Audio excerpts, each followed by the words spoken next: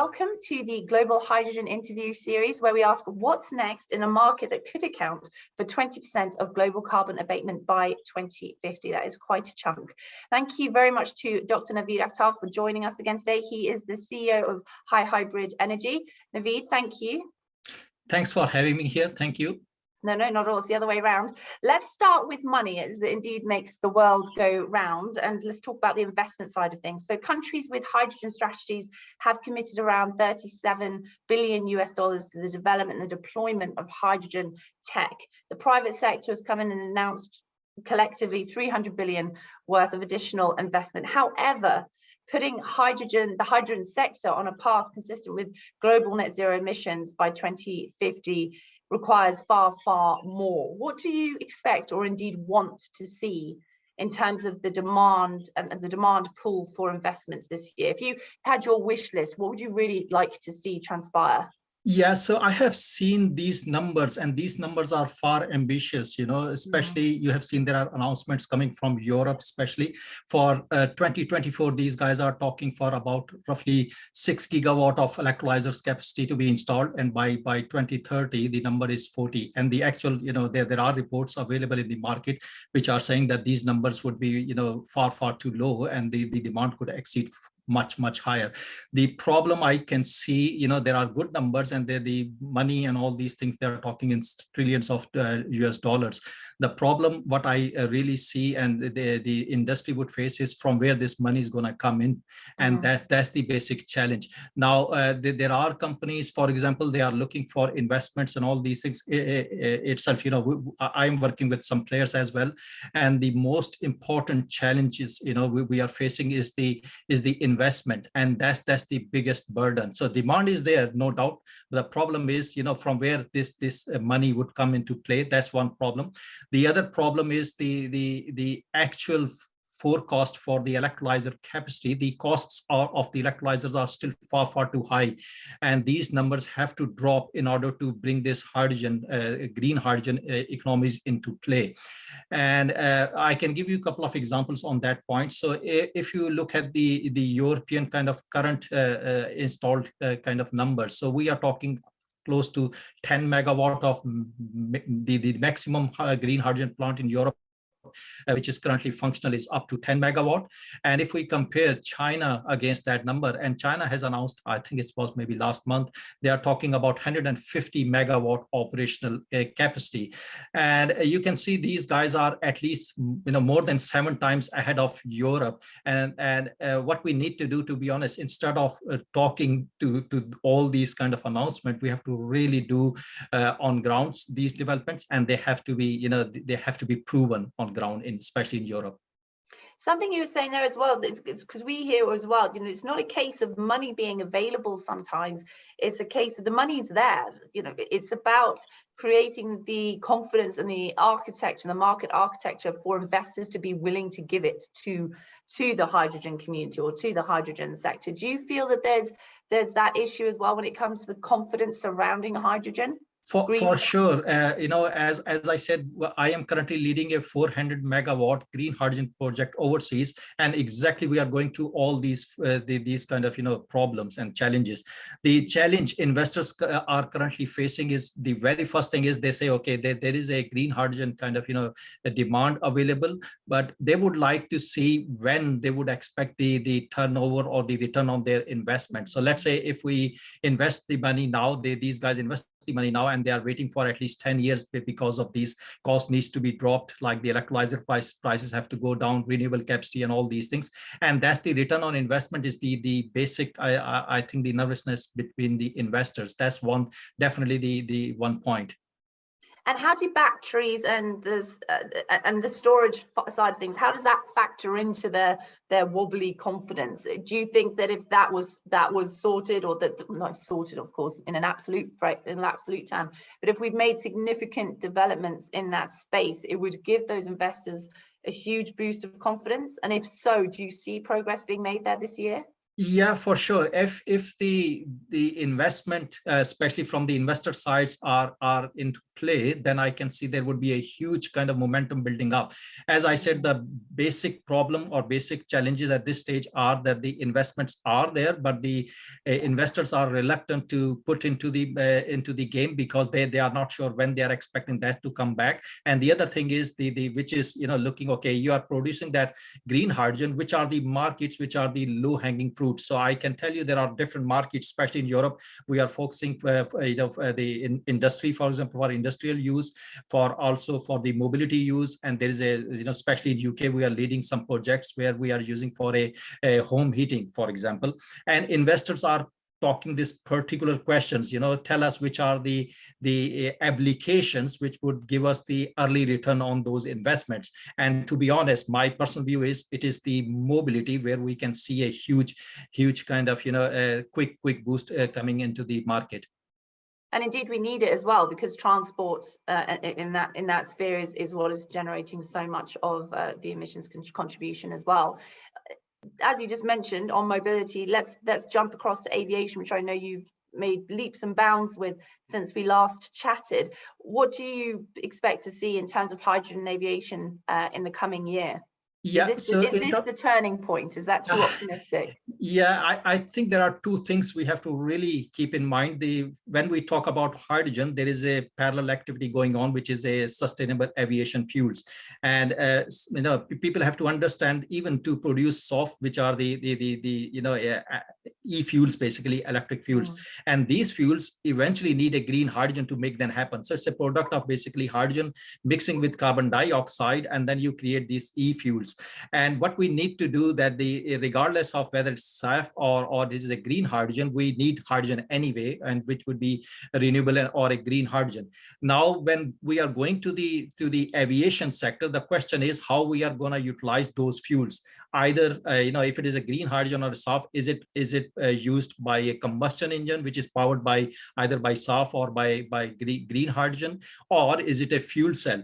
So what I can see is a very clear picture to me, and there is no kind of, you know, the doubt in that. So the clear picture is the fuel cells right now, they are not there to power those kind of, you know, aviation, especially in a large scale. So there are current developments, and I've seen, like, you know, people are talking maybe maximum of 250 kilowatt kind of fuel cell drivetrains, which is a product of two fuel cells, 2 into 125 kilowatt, and they are very early stages of development on the ground, kind of, you know, ground testing. So there's hardly anything people have powered into the air for longer than maybe, you know, half an hour, to be honest. So in order to do a proper aviation test, the very first thing is I can clearly see the hydrogen combustion into the gas turbines, which are previously used. And that's the new announcement which came a week ago by Airbus, that the same thing. What these guys are doing, they are making partnership with the GE Aviation and also with Safran. And their plan is to modify the existing gas engines, gas turbines to be utilized for hydrogen burning or hydrogen combustion. There is a downside which I can see. Whenever you combust hydrogen, there is always somehow some portion of NOxes, which is the nitrogen oxides. And you know, theoretically, you can eliminate to a minimum, but you cannot make it zero, which means if we define that this is a complete zero emission, that's not true, unless you really prove that the NOxes are completely gone. And that's the advantage which is coming from a fuel cell. Fuel cell takes over and these kind of drawbacks, but fuel cells need time to develop because there are a lot of challenges in fuel cells. So I can see the early days would, you know, in the maybe next 5 to 10 years, we would see the hydrogen would be combusted into the gas turbines, which are modified for hydrogen combustion, followed by fuel cells, which would be maybe 2030s onward. 30 years. What impact do you think that will have on aviation and on manufacturers to embrace R&D? Do you think that sort of forecast will incentivize them to move faster, or do you think that it'll think, you know, we'll work on other things in the meantime? We're a boom bust industry. We simply don't think 30 years. We don't have that sort of timeline in our minds. So sorry, maybe I would clarify. It was 2030. 2030. 2030. Okay, that's much better. That's right. So it's a 2030 when I see, and especially as I said, the hydrogen fuel cell developments are ongoing, and there are small tests. But when we are talking big jets like the Airbus has announced, then you are talking a megawatt kind of power, and fuel cells are not there yet for megawatt kind of installations, and because there are a lot of other challenges.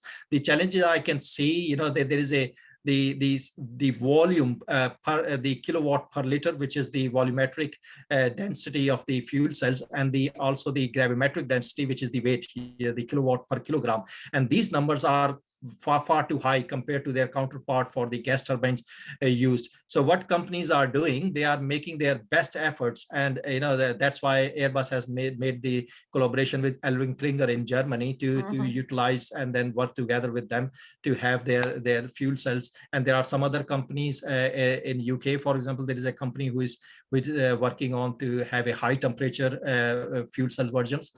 I think it would take some time in terms of to sort of these kind of gravimetric and the volumetric challenges. The other thing is, other than that, is a liquefaction of hydrogen. So when you use hydrogen as a gaseous form, the problem is it won't give you extra mileage to fly those flights. So in order to get a short haul flight, you need to have, again, it depends, how big is the flight.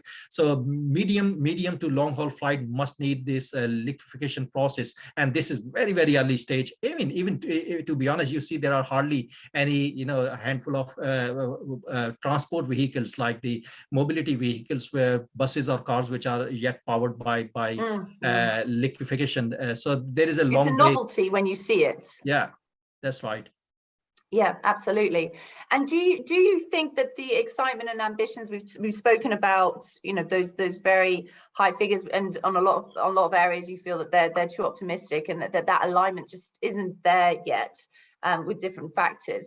Do you think that these ideas, let's take the Middle East, and I mean, many regions want to be globally competitive hydrogen hubs by the 2030 or the early 2030s. Do you think that that's going to be viable without the establishment of cross-border pricing mechanisms? I'm not going to go as far as say global price. I don't, and you can tell me your thoughts as well. I don't think that's viable by 2030. But do you see it happening? We're talking about the investors' confidence as well. That a lot of financial people in the financial community are trying to weigh up, how do we invest when we don't know if we're going to be priced on this? Are we going to be sticking to a voluntary market? Are we going to be getting taxed? Are we going to have to commit to a cap and trade? What's the trial period? There are lots of questions that affect their forecast. And of course, many, especially more established companies, are essentially doing dummy runs internally when it comes to carbon pricing to try and hedge against that as much as possible. But that's a dummy run. That's not the reality of it all, which they would benefit from. So how important do you think carbon pricing mechanisms are to getting a hydrogen market to the state it needs to be at, clean hydrogen market state it needs to be at by 2030, if we're going to see this huge contribution from hydrogen to carbon abatement by 2050? Yeah, so for sure, the carbon emissions and especially the carbon taxes have a very huge role into bringing this green hydrogen into play. And the basic background on that is that there are a lot of European kind of discussions at this stage are happening, because these countries are relying on importing green hydrogen from overseas. And many of the players, like, we have seen announcement from Saudi Arabia in NEOM, for example. These guys are talking 5 gigawatt of hydrogen, which would be produced and liquefied in terms of the green ammonia and then transported into Europe, for example. So these are definitely a good kind of things, because these things would be coming into Europe, and then you can get some kind of additional price competitiveness compared to the local one. The problem what we see, especially in Europe, is there are a lot of things, especially in terms of the industrial, like the steel, for example. Majority of the buses and all these things people are importing. There are things, for example, majority of the things are coming from China in terms of the industrial equipment. And the problem, what I personally see, would be, if these things are made overseas, and these guys are utilizing coal, or for example, or a natural gas to burn, and then simply emitting these emissions into the atmosphere, and then Europeans are basically importing that. To be honest, it's not a green hydrogen made things coming over, and that again offsets. So what Europe has to do, they have to really start imposing these kind of taxes to all those goods. CBAMs that, Yeah, yeah. exactly. All these goods should ensure that before they enter into the European territory, they really have a certificate that they are produced on a green energy. Otherwise, Europe would make huge effort to greenify the things, but still the things which are imported, they are not truly green. Indeed, they're essentially importing a problem, and a dirty supply chain that they will find very hard to explain away. And we are seeing developments for carbon pricing in the Middle East, for example, with Saudi Arabia saying it's going to be launching the region's first voluntary carbon credit platform. We don't have a date yet. Oman is looking at energy credits as well. And the conversation is gaining a lot of momentum. I mean, from 15 years ago when I started covering carbon pricing on the EU ETS to now, it's much more of a common conversation in the Middle East. Whereas even 5 years ago, it was yet another tax or yet another financial mechanism that's going to complicate the energy market, not to support it. And that narrative has switched around hugely. Naveed, thank you so much for joining us. We've covered a lot. We've covered a huge amount. So we've obviously touched on the importance of carbon pricing, and the word used was going to have a huge impact. We've also touched on the fact that, when it comes to money, some of these forecasts are a little bit optimistic, and the cost of electrolyzers, for example, is still far too high. And we know that, of course, but in that context of private financing, it holds even greater weight.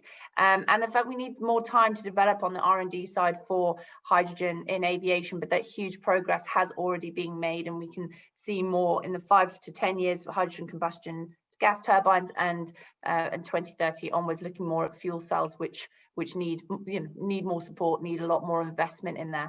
So we've covered a lot, and that's quite commendable for such a short snapshot. So thank you very much, Naveed, and I hope you can join us again. And when you do, we can delve more into your contribution and your role in founding the aviation hydrogen event as well. When is your next event?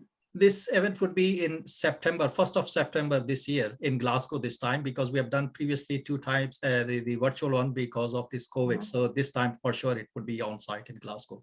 Okay, excellent. So hopefully we can catch up September, October time, and and get the insights from you on this very interesting conference, which is much needed as well. Yeah, for sure. Yeah, thank you very much again. Thanks a lot. Thanks, Naveed. Thank you. Bye-bye. Bye-bye.